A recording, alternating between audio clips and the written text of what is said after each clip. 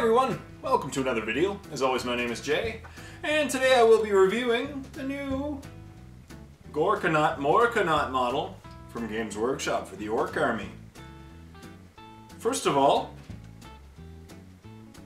the Ork Morkanaut. I like it. There's the Gorkanaut. Shouldn't be showing this.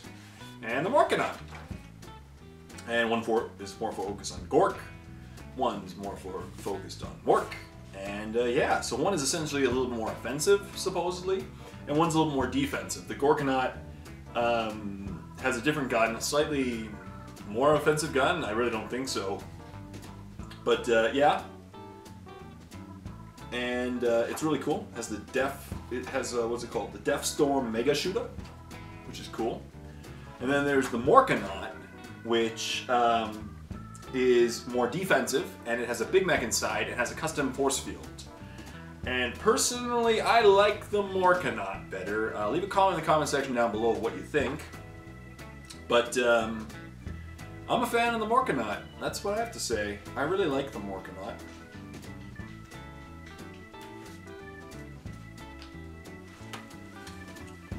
There it is. Okay. Rulebook. Got the rulebook here. So, let's go over the rules for the Gorkanaut. So first of all, the rules. I love that. This is in the White Dwarf. This is in White Dwarf number 18. This is the May 31st issue. And so it's called Guns and Grots. This is the rules for the Gorkanaut. Gorkanaut, specifically. Well, there's the Gorkanaut and the Morkanaut guns in the same chart, and then we'll go over each individually. So first of all, Grot Riggers. Whether hurriedly reattaching guns with rivet guns, or just getting out and pushing, a crew of Grot Riggers can help to keep an Orc vehicle in a fight long after it should have fallen apart. A vehicle with the Grot Riggers has the It Will Not Die special rule. That's great. It Will Not Die is a great rule. Next we have, there's three different weapons that are specific to the Gorkanaut or the Morkanaut. First one is the Death Storm Mega Shuda. And it's a 36-inch range, strength 6, AP 4, heavy D3 gun.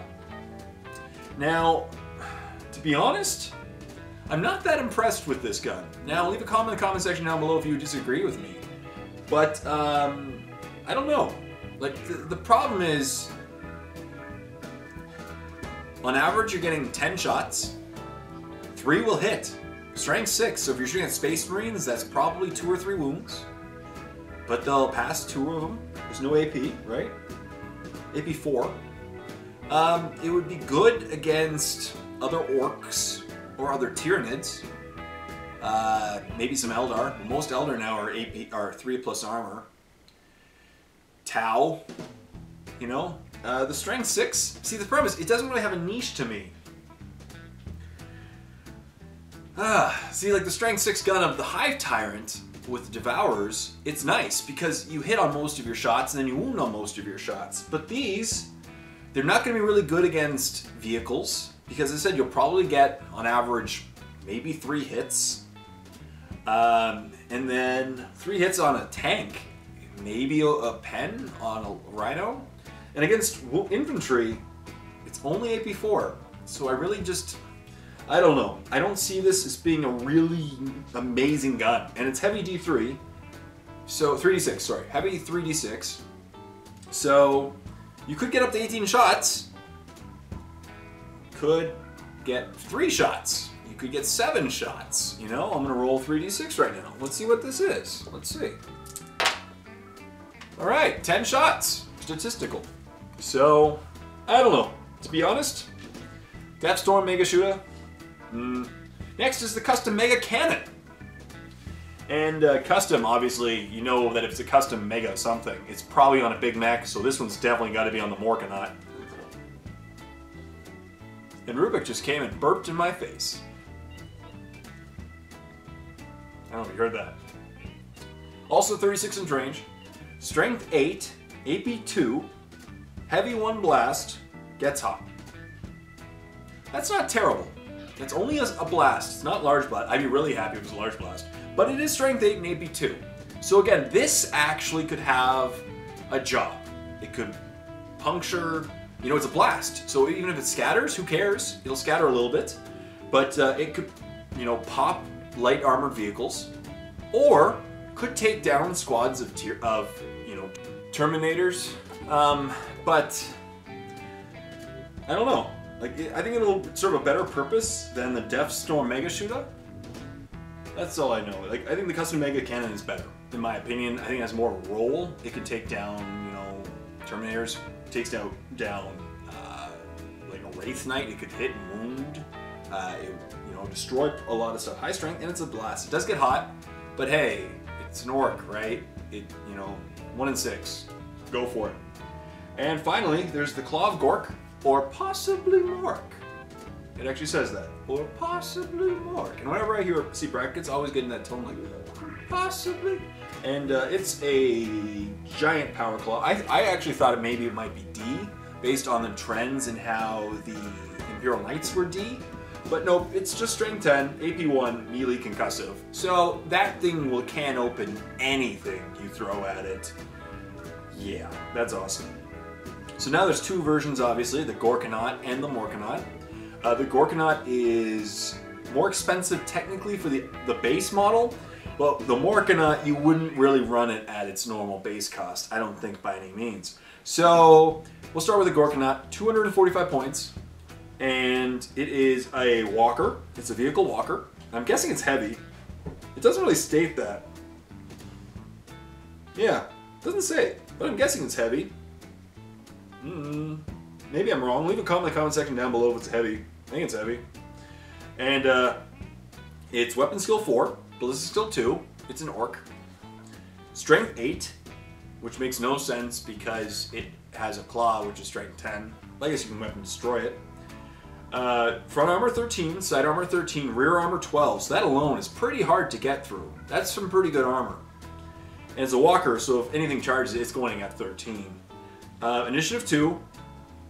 That doesn't, I guess an orc, yeah. And 4 attacks. Hull points 5, so 5 hull points. It's going to take a little bit of firepower to knock this thing down to 245 points. And for war gear, it gets a Deathstorm Mega Shuda, what I'd mentioned before. It doesn't really have a role. 2 Twin Link Big Shudas, not bad. So 6 shots, Twin Linked. 2 rocket launches, a Scorcha, Clogged Orc, or possibly Mork, and a Partridge and a Pear Tree. Partridge you can't use to attack. No Partridge and Pear Tree attack.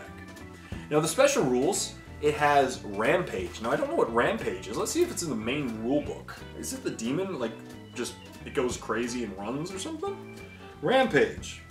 Yeah, here it is. Rulebook. Rampage. Turn right to it by random luck. At the start of any sub-fight phase, models with the Rampage special rule gain plus T3 attacks if the combat they are in contains more enemy models than friendly models. Count all models locked in the combat, not just those models that are engaged. Roll once to determine the number of bonus attacks all rampaging models gain at that time. So that's pretty cool. So if he jumps into a squad, you know, of Marines, there's only one of him, there's tons of Marines, so he gets an extra D3 attacks. That's awesome. So this guy is, I guess, more of the assaulty, like, ooh, type guy. Because the other guy, I guess, is more defensive. This guy's more offensive, but that's not bad. He has a carrying capacity. He's a transport, has 6 models carrying capacity, no fire points, and its access points are a Gorkanaut, has 1 access point in the front, and you can see it opens up, it's really cool. Options, it could take extra armor and grot riggers for 20 points, extra armor for 10, might be worth it. I actually think it'd be worth it in this day. Now obviously it is harder to kill vehicles, so you maybe not want that extra armor, but I think grot riggers would be a great option for this vehicle. And now we have the Morkanaut, coming in at base 230 points, so you're thinking, oh my goodness, it's cheaper, but it really isn't, because when I think of the Morkanaut, I think of a mech, and when I think of a mech, I think of a custom force field, and the custom force field is not included in that price. So we'll go over the stats once again. It is a vehicle walker transport, weapon skill 4, ballistic skill 2, strength 8, front and side armor 13, rear armor 12, initiative 2, 4 attacks, 5 hull points.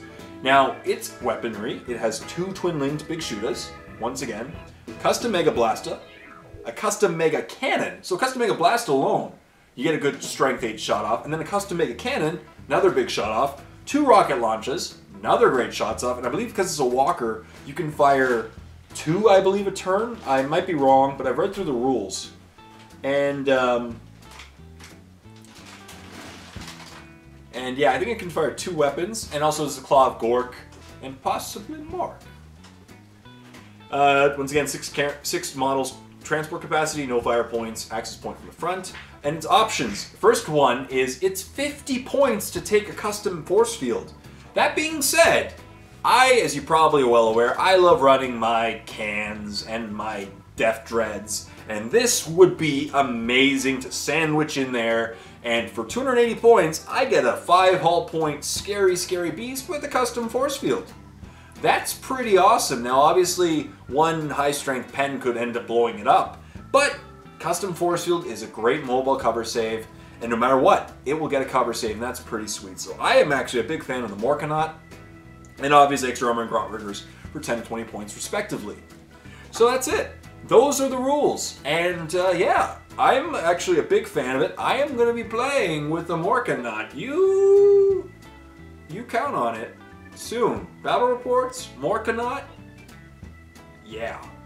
So, I don't know if it's a heavy. I gotta find out that in the meantime. I think it's a heavy choice because it doesn't seem to have an organization chart thing, but maybe I'm wrong. Maybe I'm just missing it. So leave a comment in the comment section down below if it is in fact in the Force organization chart, and maybe I just don't know. But it's pretty cool. I'm excited, and stay tuned for more reviews. Till next time, this is Jay saying, happy painting, everyone.